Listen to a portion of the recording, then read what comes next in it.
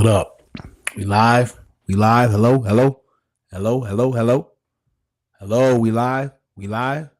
Yeah. Yeah, boy. We live. We back at it again. What's up? What's up? What's up? What's cracking, y'all? You know what I mean? Exciting, man. Get up, man. Get out here, man. Beautiful time of the year right now. Beautiful weather everywhere, man. So everybody popping it off, man. Be well out here, be beautiful to each other. You know what I'm saying? And just out here have some fun, man.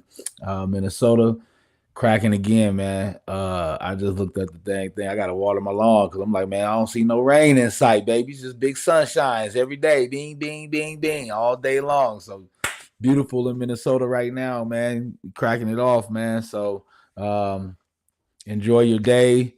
Outside activities, hopefully you do, and take care of one another. You know what I'm saying? Yeah. Sorry I didn't get on live with you guys last night. It's kind of emotional. Was going through a very tormenting time last night. Just get right to it, man. My Timberwolves, man. My T-Wolves, man. They got handled, man. They got handled pretty badly. I mean, well, hold on. It's pretty badly, but they came back, made it, made it respectable. You know what I'm saying? But definitely had. I mean, 88 points is a very low score, especially the way that they've been playing. So, it says a lot to Golden State's defensive scheme and execution without their star player, man. You know what I'm saying? So that's we got to figure that out. You know what I'm saying? We shouldn't be getting bopped by no team that ain't got the star player in. You know what I mean? Plus, I was telling y'all before, man, the matchup is better. You know what I'm saying, in our favor. That's what I think. So you know what I'm saying, how they was playing last night was a little suspect, man. I just I know, I know. You know what I'm saying? It's only one game. It's the first game, but I feel like the first game is always it's like a statement game. First game is your game to make a statement. You know what I'm saying? Like, if you're a better team, if you're a better seeded team, you're playing against a lower seeded team, man. It's your game to really show that team that you fit to dominate them in this series. You know what I mean? So, like Cleveland situation, Cleveland, had a chance to do that, and Indiana came back on them, and which is weird because I swear. Yeah, the other three games besides Minnesota's game last night, the other three games, one last night and two days ago, both of them had comebacks, right? Had people down 20, 30 points. Knicks was down 30 and came back and won. Every one of them did, except for Minnesota's game, right? Minnesota came back. But I swear, I'm like that. I'm really observing like that. You know what I'm saying? So I'm watching the game, and I swear we coming back. You know what I mean? We coming back. We get to like 10 or 8, and we come down. We just turned them over. We come down, and we start moving the ball, and then all of a sudden we do like this weird little. I think it was a drive baseline, sling to the other side in the corner, and they flung the three, just flung it up, right? That's what it appeared to look like, right? Because it just wasn't in the same kind of way that the flow of the game that it had been going on previously. So I've seen that rant, and sure enough, we missed. They go down, I think, what's his name for Golden State, the center for Golden State, scores a basket. And I was like, what? Like, wait a minute. It just didn't seem right with the flow that was bringing us back because we were like down 20, 21, and we came back to within 8. You know what I'm saying? So, and I thought that was kind of funny, right? I was like, dang, that's weird, right? We're coming back. Everybody's been coming back. Then today I see a little post saying this is the first time ever in a long time ago that four away teams win the first game. People, all the lower seeds, you know what I'm saying, win the first game. That was weird. You know what I'm saying? That was weird to me. So I'm like, wait a minute. You know what I'm saying? Like, not lower seeds, but the away team, whoever the away team is, wins the first game. So I thought that was ironic. You know what I'm saying? Because Minnesota should have banged them cats. Most of these guys should have banged these cats, man. You know what I'm saying? As far as matchup wise on paper. So I thought it was kind of weird. But whatever. You know what I'm saying? We're gonna handle this. You know what I mean? Wolves in 5. You know what I mean? That's how I feel. You know what I'm saying? I don't mean to talk about I don't even talk about anybody's fans of whatever team that you part of. You know what I'm saying? And I know, you know what I'm saying, Golden State, Steph Curry. I love Steph Curry. You know what I'm saying? Draymond, you know what I'm saying, MSU saying go green. But Wolves in 5. You know what I'm saying? That's all there's to say about that, right? You know what I mean? So we got New York tonight in Boston. New York's doing pretty good, man. I like their team, man. I just like the way they play, man. Basketball is one of those type of things that we'll talk about. I'll talk a little bit about that with my topic for today. But basketball is one of those type of things where it's very entertaining, man. It's a great pastime. You know what I'm saying? Like, especially just to sit there and watch and I know bars. Like I said, I know people at spots and bars and restaurants or whatever watching games and stuff like that, and it be getting loud in there, man. I remember one time I went to San Diego. And I went to a bar in San Diego for a football game in particular. And there was a lot of Steelers. I think it had to be like a Pittsburgh Steelers bar in San Diego. You know what I'm saying? But they fans, that's how fans be. You know what I mean? Like they was deep, all Pittsburgh Steelers memorabilia all over the place. You know what I'm saying? We up in there. I'm just chilling, whatever. I have my Viking shirt on because you know me. You know what I mean? I can do what I do. So you know what I'm saying? It was kind of fun though. But that's the environment sports brings. Amazing. So, it's dope to watch my team Minnesota to actually do something and then go to, this point in time right now, because that's the thing about us Minnesota fans, man, that letdown, man. We've been through too many letdowns, you know what I'm saying? And what I want is us to get to a point where we get our teams to understand how to be dominant and just, just steamroll through, steamroll at least all the way, at least to the finals. You know what I'm saying? Get to the point where that mentality is a steamroll everybody till you get to the finals. You know what I'm saying? Because our teams are that good. I mean, we've had teams. That's why we get so high on our teams because football wise, the Viking wise, if you look at them and the teams and the players we've had Hall of Fame players on the teams. You know what I'm saying? Like we've had big day players. You know what I mean? Like we've had a roster of people that, man, from the quarterback to the best, one of the best quarterbacks, one of the best wide receivers, one of the best running backs, one of the best defensive linemen, one of the best linebackers, one of the best D-backs, safeties in the game at the same time. Why would we not be so high and get our hopes up? You know what I'm saying, at the beginning of the season and then the letdown. You know what I'm talking about, man, Minnesota fans. The letdown, man. The T-Wolves. You know what I'm saying? We've been at the crest, a couple times, but I think the letdowns are hard to deal with when you've been close, when you've been right there. You know what I'm saying? If we were a team that has hardly ever been there, it shouldn't be that difficult to handle, defeats in playoffs. But when you've been a team that's reached dang near the closest spot you can get out of one or two teams, you know what I'm saying? It hurts. It hurts when your team, is good enough to do it and they just don't do it. So come on, T-Wolves. Let's go, man. Crack a late, man. Wolves in 5. All that stuff I just said, Wolves in 5. You know what I mean? Holla back. Yeah, but last night, man. Oh, so yeah, you know what I'm saying? I told y'all yesterday that I had to, my son had a track. Man, look. So man, I'm just proud of this dude, man. You know what? And this will lead into today's subject. I'm just proud of when a young man does his thing, but when he listens, you know what I'm saying, when he applies what I'm saying, and when you see it, that's the illest stuff ever, is when you see them apply something you've told them or taught them. You know what I'm saying? And then when they get it too, it's like a culmination of just joy, right? So me and TJ have this thing. It's called foot race technique, and it's basically just putting yourself in position to where on the track, you can use it in any sport, really. Football, it helps out a lot, but on the track in particular, to where you make it a foot race, right? You make it just a foot race, like just bold, mano, balls to the wall, feet to the pavement, and you just foot race, right? In particular, it comes in handy when doing the 400. See, when I was young, I remember I walked up to my coach and I said to him, I said, because he was like, track, what I'm saying? It was my first time doing track, first time being on track. That's how I was at the belt, So we go, the coaches would go in and grab. Once you was done with your season, though, for real, it was respect. But once you was done with your season, coach was feeling that you could do something. They come into a practice and they grab you like, nah, you doing this sport.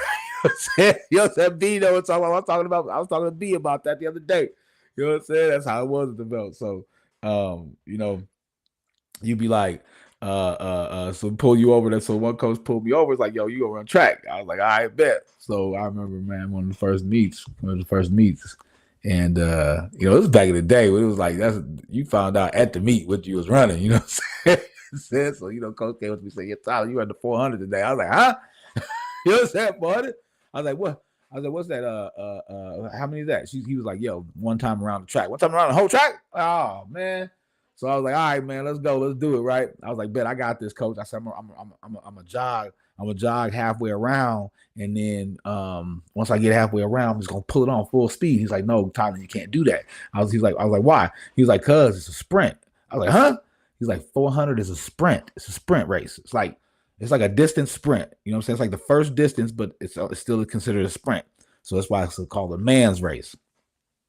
And backstory on that's what I told my son, like foot race technique is how you got to do it. You know what I'm saying? Pace yourself, don't jog, but like get a nice running stride. You know what I'm saying? But you're not 100%. You're probably at about 80, 85. So be moving at about 80, 85, right? And if you're moving at about 80, 85, guys are going to be doing 100. So they're going to pass you. So you can't be crazy. And the fun thing about my son is even his 85, I'll put him at third, fourth. Even him running at 85, I'll put him in third, fourth, right? So then when he gets to that first curve now, we changed it because at first it was half, right? But I started to realize if you start at half, if you turn it on at half the way I'm teaching them, then you're going to gas out, you know what I'm saying, too soon. So we made it so that like probably about the first part of that second curve, right? Maybe within the first part of the second curve and halfway of the second curve, you turn it on to 110%. Now you think about it, you're only running at 80 to 85 for pretty much 3/4 of the race, right? So if you're running at about 80 to 85, 3/4 of the race, or no, halfway through the race, at least. So you haven't even poured on full of your energy. So somebody that's running at 100% is draining energy a lot faster than somebody that's only running at about 80 to 85, right? So when they hitting that curve, which everybody knows in track, when you hit that on a 400, when you hit that second curve, that's usually when it starts separating the men from the boys. You know what I'm saying? That's when you start seeing the separation from the men and the boys. So then if on a normal person doing 100, can still make separation, what is a person that still has that is still not used their full energy? You still have not tapped into the full capacity yet. So when you hit that curve, you pour on 110 because you still got 110 because you haven't used 100 yet. So everybody else has used their 100 and they're starting to come down a little bit. Some of them coasting, big time stars, you know what I'm saying? They pushing through it. But you come up against somebody that's at about the 200 yard mark, that can hit full speed still. And so he did that. Boy, he hit that curve. Bam! Started hitting that full speed. Boom. First person. Boom. Second person. Boom. The person that was in the lead about maybe about 10 yards. Probably about 10 yards. The guy that was in the lead was about 10 yards from him. Boom. Come around. Once he finishes that second curve, got him beat. He's beat. And then boom, then you just stride off. So everybody, and then all of a sudden, when you get to that straightaway, everybody else is coming down because they've been running. They run out of gas. You've been at 100%. You've been at 100% for 300 something miles, 300 something yards. You got a gas. But this dude who still got full energy just turned it all the way on. He's just striding by you in full speed on that last straightaway. That's crazy. And that's what happened last night, boy. He hawked that dude down. That was crazy. And then my bad, big shout outs to Apple Valley track too, because the boys too on that 400, man, I've seen some good running, man. They all held the lead and they won with a good number, man, with a good time. So You know what I'm saying? Big shout outs to you, all the guys over there, because it was some good times, some PRs. My son had a good night. You know what I'm saying? Just speaking on mine. Hey, that's what we got to do, right? That's what we do. We praise our kids. So, and he did amazing. I love you, boy. Actually, that's the actually transition into what my topic of today is going to be. Talking a little bit about being a dad. You know, I think that yeah, man, being a dad is dope. Being a dad is dope, man. It's very it's cool, man. It's cool. It's like it's the coolest thing, like for real, like it's like in the terminology on that phrase, the coolest thing ever. It's really the coolest thing ever. From all aspects of it. You know what I'm saying? Like I think one of the coolest things that happens nowadays, especially with my older son. My younger son kind of gets it a little bit, but my older son, I think he got it too. My daughter too. But when they realize, kind of like, you know what I mean, when they find out like you are who you've been saying you are. You know what I'm saying? Like daddy's cool. You know what I mean? Like daddy's a cool person. You know what I'm saying? Like not just cool, think he cool. You know what I'm saying, around me, but like cool. You know, they go around people or something like that, or places or something like that. And it happens a lot more when they're older because they're able to be, you know, have their identity and think that their little generation is cool or whatever. Then they mess around with dad or get somewhere around with dad. You know what I'm saying? I get, you know, dad gets around his friends and homies or whatever, and it's like, yo, slapping hands, talking their language that we used to talk back when we were younger. And they'd be like, it really be like, oh man, they think he cool, man. They think he cool. You know, those kind of moments are pretty cool. That's like an older moment.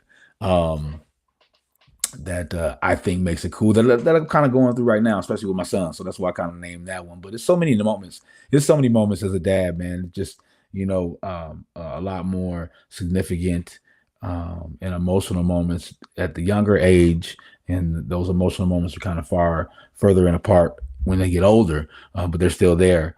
But you know, like I said, there's so many things, man. So many times of spending time together with your kids and just hanging out with your kids and talks with your kids and um, you know, going places and meeting people and doing things and creativeness and just seeing how watching them develop and grow and being a part of it, man. It's just so fun. So huge and fun of an aspect of life, growing up and becoming an adult. You know, I understand the young people nowadays or single people nowadays that don't have children, or anybody that doesn't have any children. I get it. I understand it. Or in particular, anybody that just doesn't want children. And let's talk in particular to that group, because it's different than people that don't have children that still want it. But you know, being a parent, man, is cool, man. Being a dad is dope. It's the dopest thing ever.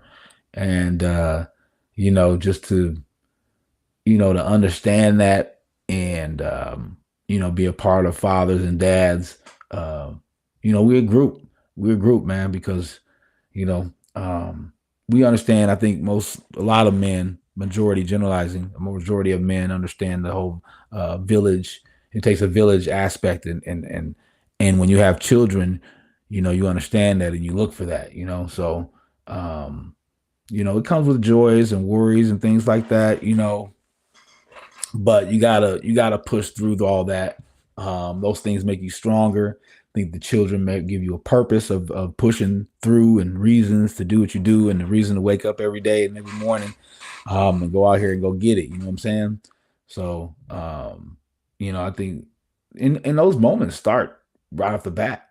I mean, those when you're making those moments, making those memories, it starts right off the bat. It starts at pregnancy most of the time. You know what I'm saying? I mean, and be real, that's when it starts. You know what I'm saying? You got a child growing, um, um, and you're starting the realization of having to be able to care for another person, and you know you're about to be the head of household, and now you're about to have this little entity that cares about you and stuff like that. You start viewing life a little bit differently, and your purpose starts to change, and I was speaking about this the other in one of my other show where I was talking about that's why it's I think early on, especially in the pregnancy, especially important for dads to have that conversation with the belly, you know, and it just I think it just helps. Um, like I said, everything is vibrations, and it helps with that connection with the child. You know what I'm saying? You're sitting there and you're humming along, or you're speaking words to the belly, and that child is feeling that vibration, so that when it comes out, it understands your vibrations as well. I mean, that's why when the baby is born and they bring the baby to the mom, the baby is crying or whatever. Most of the time, when the mother holds the child to her chest when she first received the baby kind of goes to sleep, right? Because it's back hearing and feeling that vibration that it was feeling for 9 months. So it's important for the dads to get that also, and that's the way that I learned. You can kind of get. I'm not sure. I'm not in a lab or something, or you know what I mean, or statistician or nothing, but just in personal experience, what I've seen is that when you're able to connect and create that vibration with your child while it's in the belly, makes a better, easier connection when they're out in the world, man. I'm saying, you know what I'm saying? If anybody can tell me my theory is wrong or prove the theory to be incorrect, tell me, post it. I don't care. Put a comment about it. But as of right now, that's what I've seen. And matter of fact, that's what I've been a part of. So, you know, because it's like the deepness of that connection is beyond strong once the first time you see that child as a dad. You know what I'm saying? The first time you lay eyes on your child, right?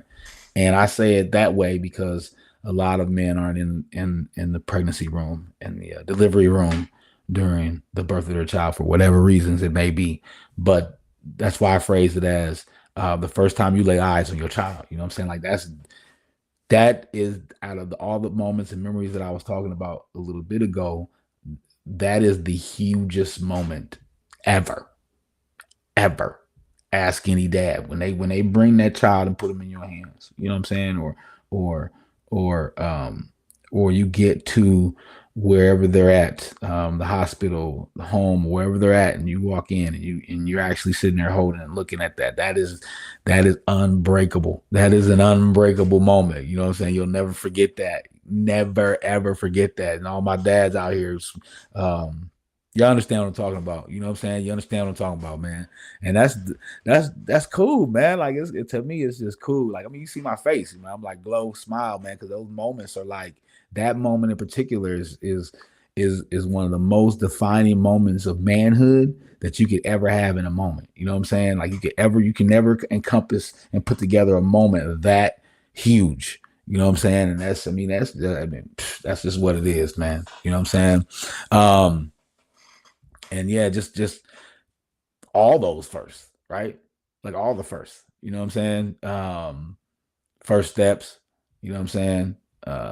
First loose tooth, first haircut, you know what I'm saying? First time going to school off the first day of school, you know what I'm saying? Like, you know what I'm saying? First kiss, first heartbreak, first time driving, first car, first time I mean, all the first, to go through them with that as a dad is so empowering. As a dad, see, I'm speaking as a dad, right? I'm speaking as a dad. I told you guys, I relate to kids because I'm one of them, so I understand. I give them their moment. I give people their platforms when I'm speaking, right? So I'm speaking in particular about dads, right?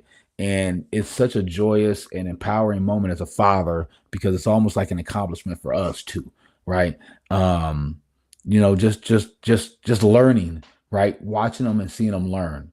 And I mean, even as far back as going with first steps, right? So your child is taking your first, they're taking the first, shoot, they're finna, they're leaning up against the counter, they're grabbing a chair. Oh shoot, they're finna stand up. They stand up at the chair. You're like, oh, yep, they fall down and hit their butt. Oh, no, don't worry about it. Don't worry about it. No. You could do it again. They climb up again. Yeah, you got it. You got it.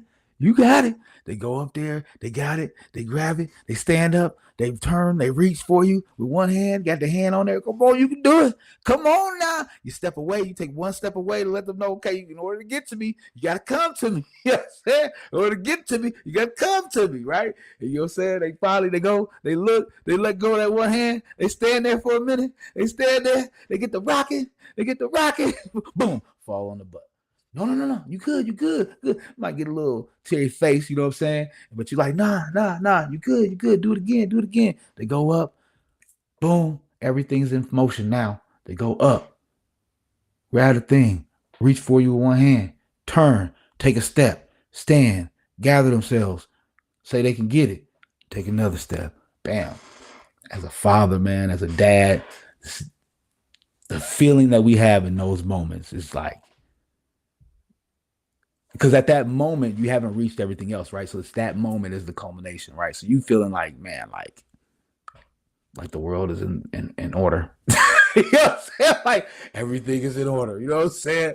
You know what I'm saying? Now you see why, you know what I'm saying, the Most High was like, you know what I'm saying? He saw everything that he did and he felt it was good. You know what I'm saying? That's how you see. You see how you can have that feeling. Because that's how it be, man.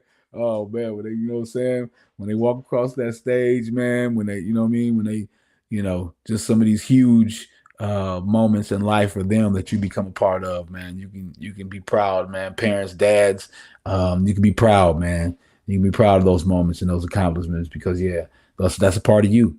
You know what I'm saying? So man, I love it, man. But we got to make sure we keep them learning, man. We got to keep them learning, and I think that that's the biggest thing that we want to do at young ages is to make sure that they're learning. You know what I'm saying? I think that's one of the biggest attributes that we can teach our children is how to learn and absorb, and don't be critical, don't be defiant, and be open and have an open mind.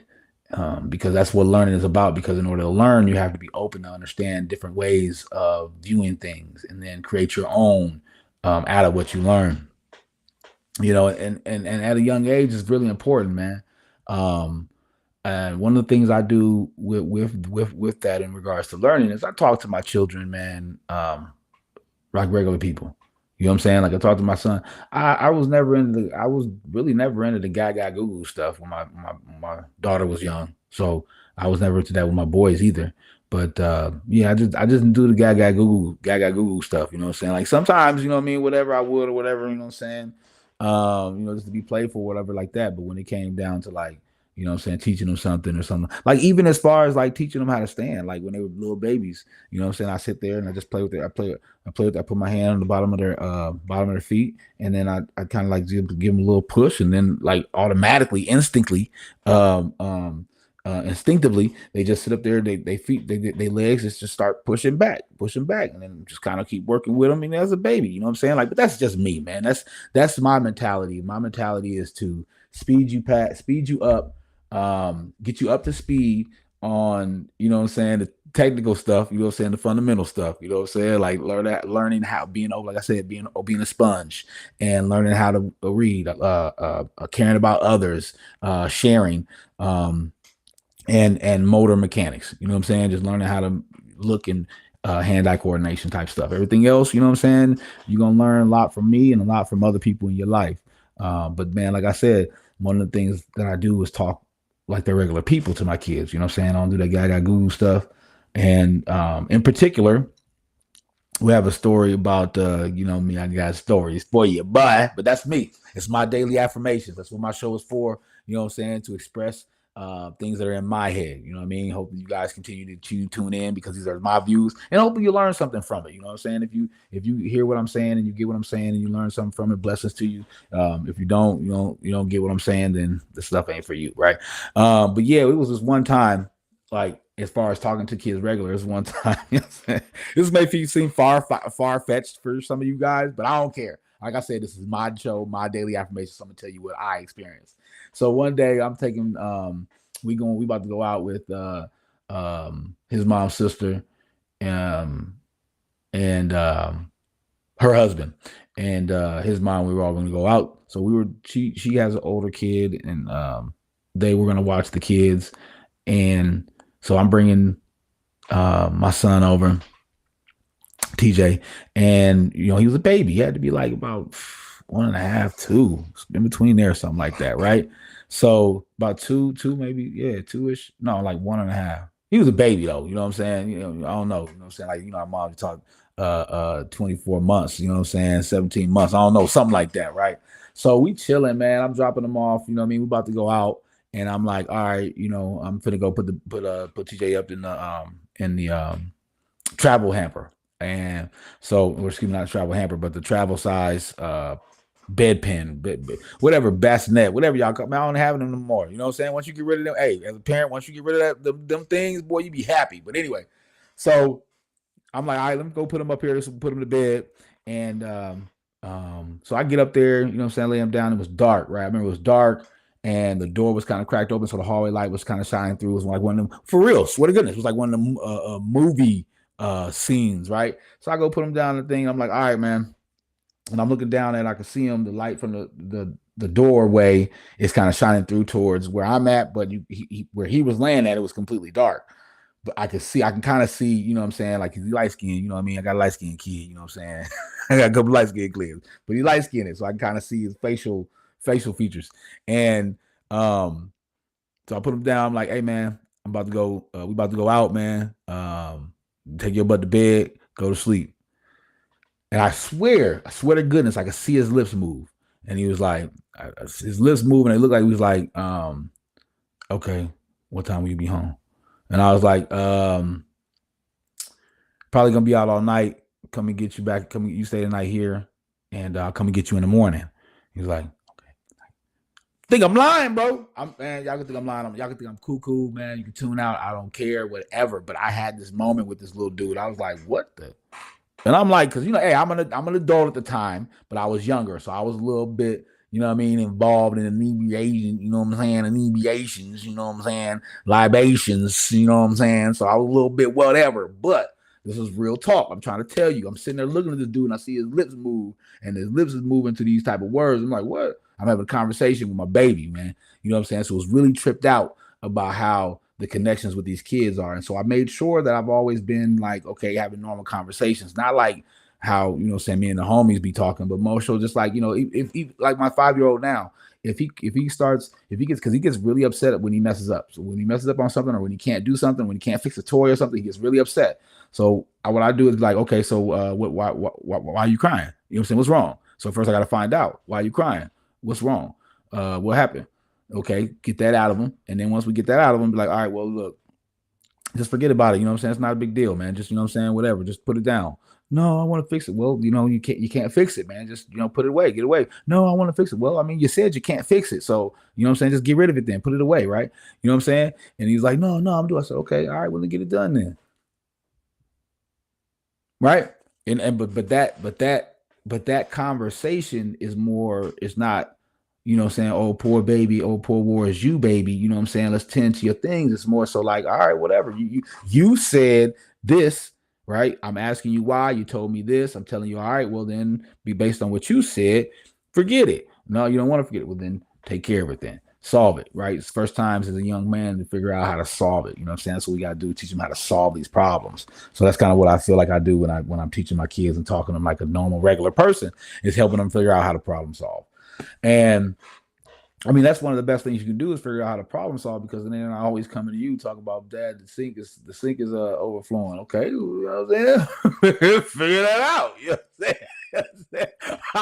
I gotta figure my sink overflowing. I gotta figure mine out. That's your sink. You know what you gonna do? You know what I'm saying? For the water, you better do something. You know what I'm saying? Hey, but them are the funny things about being a dad that you can do. You know what I'm saying? That's what's so funny about having kids, is that you can do stuff like that with them. You know what I mean? Like joke with them like that. Like, yo, man, hey, my stuff's good. You know what I'm saying? You need to fix your stuff, player. But then even though it's funny and playful, it's still teaching them, man. Oh man, he trying to make it seem like he gonna do this. I got to figure it out. And at least they have that moment.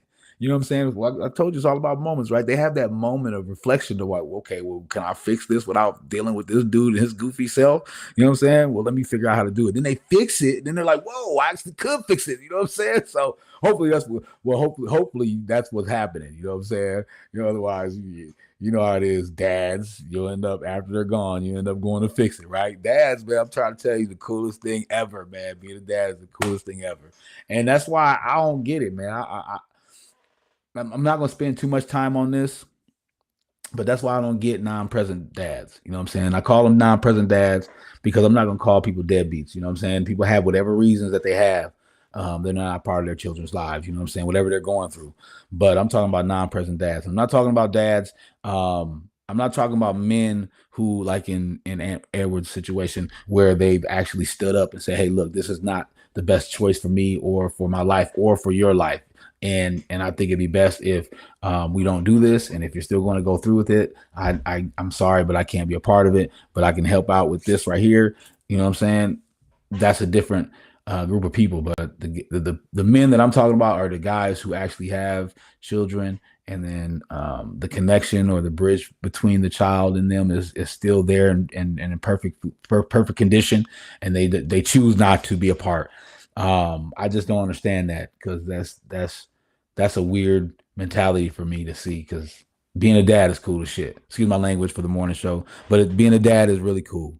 You know, just being able to be a part of someone's life, to affect someone's life, to watch the fruits of your labor grow into something amazing is like the dopest stuff. It is the dopest thing that you can do outside of being a single person. You know what I'm saying? Like, for real. Like, it's such a rewarding experience to watch your children grow up to be something and to live their lives, you know. But yeah, uh, you you got to break it down, right? You break it down when you do become a father. You got to break it down. Okay. Um, there's 3 stages of childhood. Okay. Um, the 3 stages of childhood are early childhood, middle childhood, and adolescence. You know what I'm saying? And adolescence is crazy. The adolescence is crazy. But and let me read those off to you real quick here. Um,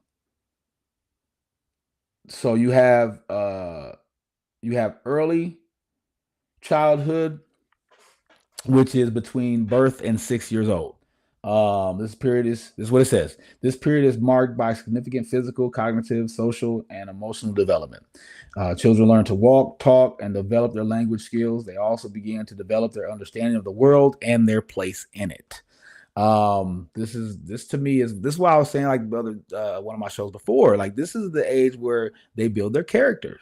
Like, they really just kind of build who they are. You know what I'm saying? If they're funny, they're emotional, they're deep in thought, they're introverts, they're extroverts. I mean, these are the years this really starts to kind of, make it apparent that this is going to be their character. So, which is one of the coolest years, I think, and most influential years. And that's why, like with fathers that need to be a part of their kids' lives, really kind of need to be a part at this stage right here. I think this is one of the most influential times that the father needs to come into the play, especially for young men, because I think it's good, good for them to instill manhood and the way to look at things like a young man, like a boy. You know what I'm saying? Like, it's important for them. I think girls are important to get that stuff too, but I think for men, to come and be in a part of the lives at this age is really important in their brain development. Then you got middle childhood, which is 7 to 12 years old. Children continue to develop their cognitive skills and abilities. They are also learning to be more independent and responsible. They also begin to develop their sense of self-identity. This stage is accurate because my son's fast, so he's kind of getting it a little bit quicker. But yeah, this is the stage where they want to do everything by themselves. They want to be by themselves. They want to do everything. Man, this little dude told me one day I dropped him off to school. Man, I said, give him a kiss, because we always, say we kiss goodbye, right? You know what I'm saying? He's 5, you know what I mean? Yeah, we gotta let it go. I don't care. You know what I'm saying? We gonna let it go. And today, that day he told me. That day he told me. He said, "Yo, mm-mm." We at the bus stop, man. He said, "Mm-mm." I said, "Dang, dude, okay." He's like, "All right, bye." But that's how it is, though, man. Those are those moments, dude. You know what I'm saying? So, yeah, that stage is an important stage, and I think um that stage is probably third in this list of importance of men being a part of those lives, right? I think all three should have their dads in. But that one I think was third. The first stage, the early childhood stage, is number two. Middle childhood is number three, and then I think the most important stage to have a dad in your life is the adolescent stage. That's 13 to 18. I think that's the most important. The most important. The reason why is, let me read this. This is a period of significant physical change, including puberty. Children also begin to develop their sense of identity and explore their future plans. They may also start to experiment with different behaviors and roles. Okay? You know what I'm saying? Okay? Now you see why I ordered the way I do, because you see why those years right there, that adolescent years, I think that's the most important to have their father, their dads in their lives. Regardless, men, young boys, adolescents at that age, they're looking for. Matter of fact, they're looking for it. That's why a lot of, you know what I'm saying, especially back in the day when I was growing up, that's why a lot of young men would flock to the hoods, to gangs, and the streets, because they're looking for that male role model. They're looking for the person that's like them to help teach them. And coming from when I came up, there's a lot of broken homes. You know what I'm saying? There's a lot of single mothers raising kids, right? So they're looking for, going out to see the homeboys at the parks all the time because they want to be around other young men, or they're going out to the block to be around the older guys and learning how to sell drugs and be in gangs because the older men are doing it but they look like them, right? So that's one of the most important, that they have good role models in their lives, and good men and good fathers, and a good dad in their life. Most importantly, during that stage right there. For me personally, I think that, and that's because discipline is very, very important in all three stages. Most certainly, the hugest is in the adolescent year, because I think you teach them how to be a man, and teach them to have guidelines and standards and things like that. And at that point in stage in time is where it's good to implement those. But you got to have discipline with all those. I mean, even like we were talking about with walking, learning how to walk. I mean, there's a discipline into teaching them how to walk, because when they bump their butts, you can't come over and cuddle them. You know what I'm saying? Otherwise, they're gonna think, oh, if I fall on my butt, mommy, daddy come pick me up. I like that feeling better, right? So you kind of want to have some discipline when it comes to teaching them how to walk, teaching them how to talk, teaching them how to read. It's important to give them these type of things, because the brain is going to absorb what it wants to. So if it's not being fed to it, it's not going to absorb it. You know what I mean? Or it's going to get it from somewhere else. And discipline from the household, from the male in the household, is big. You know what I'm saying? That's one of the things that was embedded in our DNA. As far as being a dad, is bringing that discipline. You know what I'm saying? And this applies to both boys and girls. Like I was speaking earlier, like you can raise when kids are trying to walk, same way with the girls. You know what I'm saying? I think a lot of things, we've gender rolled a lot of stuff. We gender rolled so much stuff now that we think that a lot of things that are normal, cooking, I think that's normal now. That's not a gender role anymore. I think that a woman that's married, I think it's a huge thing if she is doing that as a gender role, and saying, hey, as a woman, I'm going to be the one that cooks all the time. My lady. But she cook good. Her should be good as hell, man. Sometimes I'll starve myself waiting for her to get home, because her food be so good. Yes, she cook. You know what I mean? But I think cooking is not a gender role. I think it's been categorized in today's society as a gender role, but it's not. I think it's something that men need to learn how to do. My son took cooking classes, and I took cooking. Well, no, I took sewing class. So he's sewing. You know what I'm saying? I mean, I don't think that's just a gender role. You know what I'm saying? I think getting a job as a sewer is dominated by women, but I think learning how to sew and stitch something together, men been doing that in the army. I mean, that's how they do when they get shot in the arm. Rambo, y'all watch Rambo? Rambo can sew. And I don't think he took a sewing class. But I shoot him in the arm. Shoot Rambo in the arm. He gonna look at you, be like, all right, bam. He gonna grab a needle and some thread. He gonna be like, or matter of fact, he gonna grab some twigs. He gonna grab a thin twig. You know what I'm saying? He gonna light the end of that thin twig. He gonna twist it up so it's sharp. He gonna use that thin twig, and he gonna move. So it's gonna move up. Hey man, but that's like I said, gender roles are taking the situations into a whole nother level because people are trying to say, okay, this is what you have to do because you're that gender, right? You know what I'm saying? I think there's some things that are, but like changing the tire, I think that's a gender role. I think men should be doing that. But I think it's good for a young lady to know how to do it. I think a lot of these things that we identify as gender roles, we can keep them as such, but the other gender needs to know how to do it too. I just think that it just helps out. And raising girls is different, man. Raising girls is different in general, man. My daughter, man, I call it boot camp. I call raising girls boot camp, man. And I was so blessed to have my daughter first because the type of dude I was back in the day, man, kicking it, man, I was everywhere. You know what I'm saying? It wasn't nowhere you couldn't find me. You know what I'm saying? I was everywhere. And then once I had my daughter, I kind of slowed down a little bit, a little bit. And so that's boot, but it taught me a little bit more respect about relationships and it taught me love for children. You know what I'm saying? And my daughter was, she was such a I don't know. I try to make her a tomboy. I guess it's my fault. I tried to make her a tomboy, but that's what I'm saying. That's just because that's the way I was moving back then. You know what I'm saying? I was moving around doing things, and she was always coming with me and hanging out and having fun and kicking it. And that's kind of how she kind of grew up. So, but she's a good young lady. You know what I'm saying? Like I said, it all goes back to all that. Um, and you know, um, I think about it as what do we use as tools to give them? And I know I talk about sports a lot, but I think sports is a good vessel to use to teach these kids a lot of the tools that we want.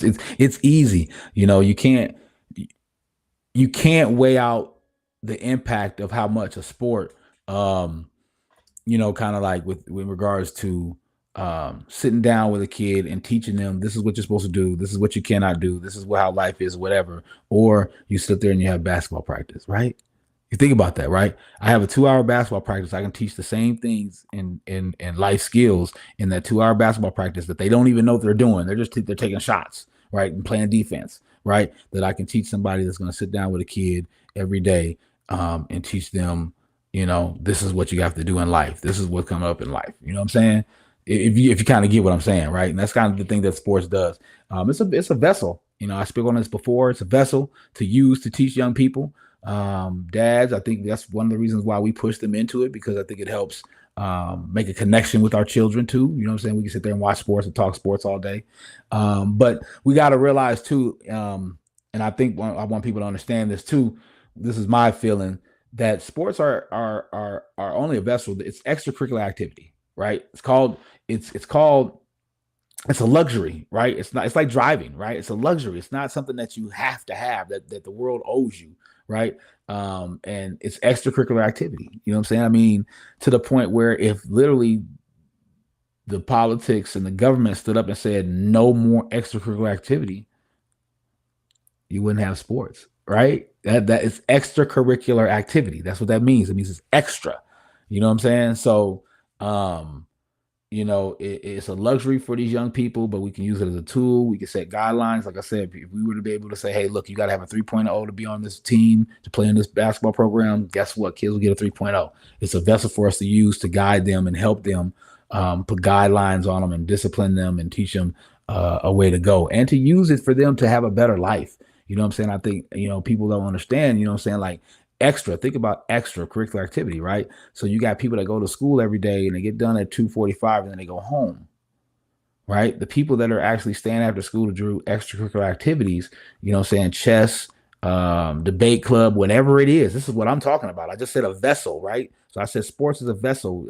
I include all that into extracurricular activity. Anything you do outside of math, science, or whatever, and going to school and getting your basic education is extracurricular activities. That's what it is. So if you use it as that and understand the more extracurricular activities that you do, the better of opportunities that you have when you become an adult. And as a dad, that's why I push extracurricular activity. That's why I push sports so much, because of that reason right there. Let's get you out here so that way when you hit that ground running, you know what I'm saying, as an adult, you know what I'm saying, it's paid for you a little bit, just a little bit. And it's not paid for you because of me.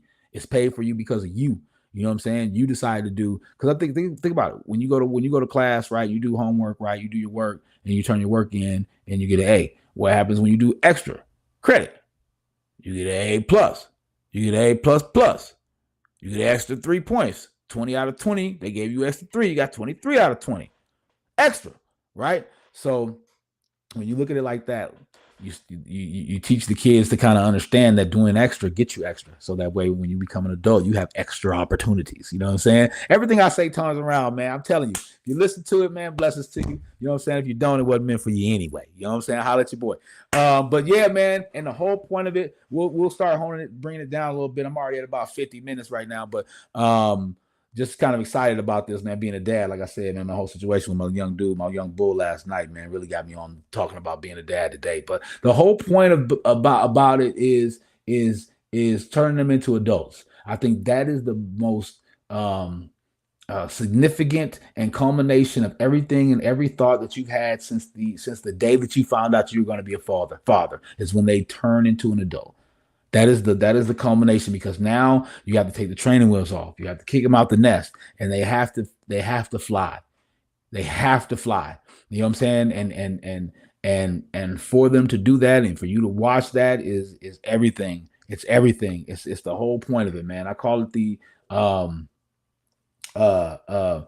call it the 1 to 18 rule, right? I call it the 1 to 18 rule. And the reason why I call it the 1 to 18 rule is because I tell my son this all the time. You know what I'm saying? Like, up until 18, you're mine. I own you. And the reason why I say that is because if you were to go out here and do something, they're going to call me. Everybody. Whatever you do, they're going to call me up until 18. School, criminal, sports, anything in life, they have to pick up the phone and they have to call me up until 18. You know what I'm saying? So that's my 1 to 18 rule, because after that, if you were to do something wrong, I won't know unless somebody calls. See the Holloway there? That's dope. That's dope. You know what I'm saying? If you do something wrong before 18, they're going to call me. If you do something wrong after you turn 18, I won't know unless they call me. You see what I'm saying? And they don't have to. So that's why we try to take up until 18 to give you as much jewels as we can about the world and how the world works and how you need to attack this world and how you need to be ready for this world, because they don't owe you anything out there. They don't owe you nothing. You know what I'm saying? And I don't want that call to come to me after you're an adult and it's something bad. I want that call to come to me and be like, hey, Dad, come where I'm at. It's time to get it. You know what I'm saying? That's what I'm talking about. You know what I mean? So, you know, the 1 to 18 rule is very important in regards to my conversations with my children. My son gets it the most because he's getting close to that 18. And I used to talk to him crazy too, especially like after practice and stuff, man. I'd be like, back when he was younger though, I just be like, man, look, man, you got to go out here and get this, man. I said, if you don't want to get it from you, get it from me then. You know what I'm saying? Because right now you belong to me. So if you don't want to, if your motivation ain't doing it for you, then let your motivation do it for me. You know what I'm saying? Because it's my name. You know what I mean? So rock with it, boy. You know what I'm saying? Do it for me if you don't want to do it for yourself. You know what I'm saying? Up until 18, because once you're 18, you're gone. I told him this the other day. I said, I got until you turn 18 to teach you everything I can. And I said, I'm sorry if it comes on a little bit harsh, if it comes on a little bit strong right now. I said, but you're almost 18. I don't have that much time. I'm sorry, son. I don't have that much time. So I got to push it into you as much as possible. Right. And don't get me wrong. I mean, just speaking about this, you know what I'm saying? Like when they turn 18, it's not over. You know what I'm saying? I'm not saying it like it's over, but it's basically like I just said, you know what I'm saying? Before you turn 18, they're going to call me. After you turn 18, they're not, you know? So, and I've spoken this to you before, you know what I'm saying? Like to you guys before, you know, about when they go to college and they're giving them the credit card and the bank accounts immediately, you know what I'm saying? Because they're a business, you know what I'm saying? And so it doesn't end when they turn 18. It does not end. You know, it just changes the relationship. It changes the drasticness of the relationship. So, you know, you don't ever want to look at it like, I don't want anybody to think that I'm saying, look at it like pack everything in to 18, because once they're gone, they're out of there. But I just wanted you to understand that at that point in time, they don't have to. listen to you. You know what I'm saying? At 18, they don't have to listen to you anymore. You know what I'm saying? So like I tell my son this, up to 18, you got to listen to me. Like, you know what I'm saying? Like if me and him was going at it, the police came over and they said, yo, what's going on? And he's like, oh, my daddy's hitting me. And I'm like, yeah, he did wrong. I'm mistaken. They'd be like, all right, sir, just keep the noise down. You know what I'm saying? But if he 18 and me he get into a squabble, we called police, they be like two grown men over here fighting. Did you hit that man? All right, sir. All right. Tyler Senior, we're taking you in for hitting another grown man. So you got to lock in and give them as much as you can to information to have them get out there in this world. So the calls will be less, honestly. So the calls can be less, and you're gonna miss them. You're gonna miss those calls, man. You're gonna miss those calls. So believe me, mine know I miss those calls. So yeah, man. Just wanted to speak about being a dad, man, and how joyous it is. You know, every day. You know what I'm saying? You think about them every day and how they affect your life and what we can do to help them have the best and funnest life that they can growing up. So that way when they're out here and in this world as adults, they can be the best citizens and the best people and just be good people. You know, to everybody, you know what I'm saying? And hopefully we've done that. Hopefully I've done that with my children and dads. We making a comeback, man. Dad's making a comeback too. So shout out to all the dads, man. One love. All my men's, all my guys, all my people, my kings out here that are gonna be dads. Ones that, you know what I'm saying, are new dads, ones that have been dads for a long time. Ones that still hold that moniker dad as they have adult children. So, you know what I'm saying? That's what we do out here, man. 800 Styles Productions, man. Welcome to my show again.